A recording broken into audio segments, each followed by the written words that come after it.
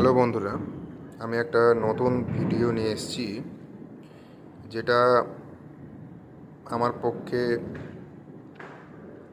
বানানো আমি মনে করি। তার কারণ আমি প্রায় সময় হরলিক্স খেতে ভালোবাসি,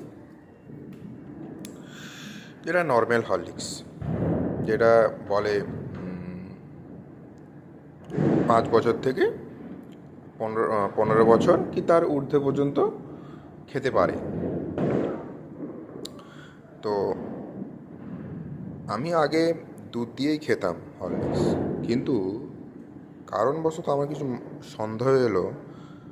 সেম প্রক্রিয়ায় যখন আমি জল দিয়ে খেলাম, তখন দেখলাম কিছু বালি জাতীয় জিনিস কালো কালো, আপনারা দেখতেই পাচ্ছেন। আমি এক্ষুনি খেয়েছি, কারণ হরলিক্সটা পুরো থাকলে আপনারা বুঝতে পারবেন না, সেই জন্য আমি পুরো শেষ করার পরই আপনাদেরকে দেখানোর চেষ্টা করছি।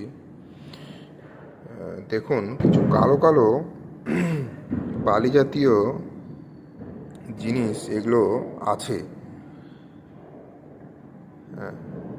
তো দেখুন, ভালো করে দেখুন, হয়তো আপনারা দেখতে পাচ্ছেন। মেন জিনিস কি বলুন তো, অনেকে বলবেন যে এটা আয়রন বা অনেক কিছু প্রোটিন জাতীয় প্রোডাক্ট দিয়ে তৈরি, তো সেখানে কিছু ডাস্ট পার্টিকেল চলে এসছে। এটা আমি বলছি না যে হরলিক্সটা খারাপ। আমার মনে হচ্ছে যে একজন অ্যাডাল্ট, এই জিনিসটা অ্যাডাল্ট এজের মানুষ এটাকে অ্যাবজর্ব করতে পারবে, বাট একটা শিশু বা একটা 5 থেকে 12-13 বছরের ছেলে এটা কি সহ্য করতে পারবে কন্টিনিউ খেলে? একটা শিশু, একটা ছেলে যারা সাধারণ বাড়ির ছেলে, তারা তো প্রায় তারা এই জিনিসটা খায়।